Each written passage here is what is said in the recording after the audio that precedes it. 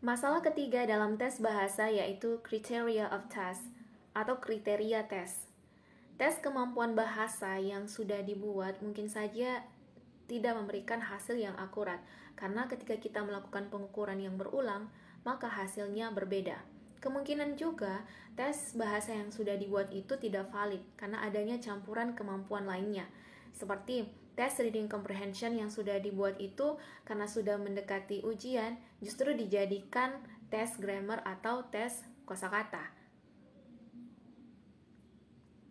Hal-hal yang muncul ini merupakan beberapa masalah dalam kriteria tes.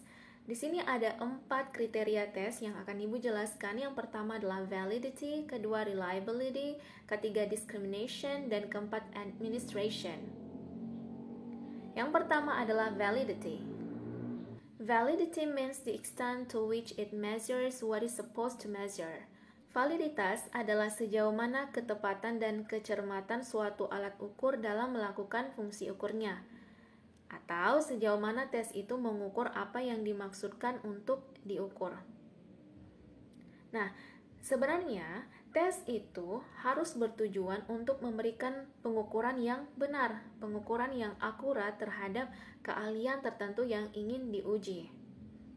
Contoh, ketika kita ingin mengukur writing ability, kemampuan menulis siswa. Masalah seperti ini bisa adik dengarkan ya. Soalnya, is photography an art or science? Soal writing ini adalah, apakah fotografi itu sebuah seni atau ilmu pengetahuan? Diskusikan. Soal ini termasuk tidak valid jika tujuannya untuk mengukur kemampuan menulis siswa. Kenapa dia tidak valid? Karena dia menuntut pengetahuan tambahan yang lainnya. Nah, yang sebaiknya kita memberikan soal writing itu yang tidak jauh dari kehidupan mereka, atau soal writing yang sesuai dengan materi-materi yang telah diajarkan di kelas. Akhirnya tes mengukur apa yang tidak diinginkan. Kriteria tes yang kedua adalah reliability atau reliabilitas, the consistency of measurement, konsistensi pengukuran.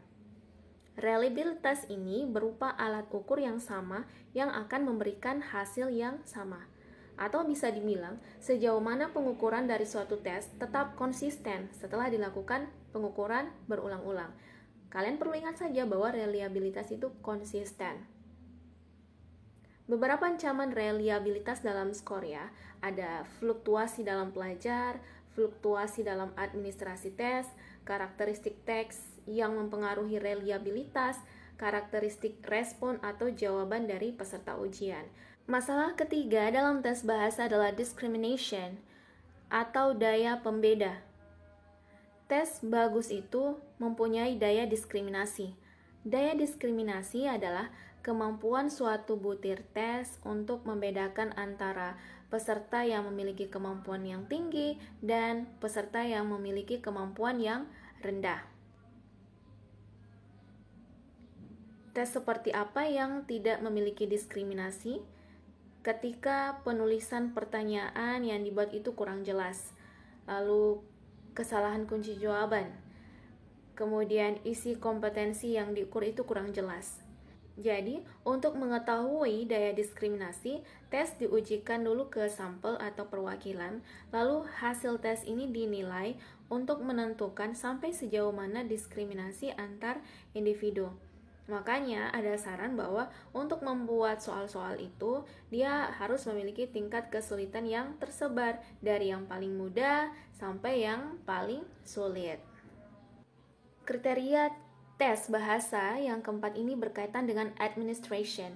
A test must be practicable. Sebuah tes itu harus praktis. Administrasi tes ini merupakan rangkaian kegiatan pelaksanaan tes yang dimulai dari proses perencanaan, penyusunan naskah tes, sampai dengan pelaksanaan tes atau mengerjakan tes. Terkadang administrasi tes ini tidak diperhatikan dengan baik, seperti dalam penggunaan timing ya, waktu yang tidak digunakan untuk administrasi tes, tidak digunakan sebaik mungkin untuk mengumpulkan lembar jawaban siswa, waktu untuk membaca instruksi tes.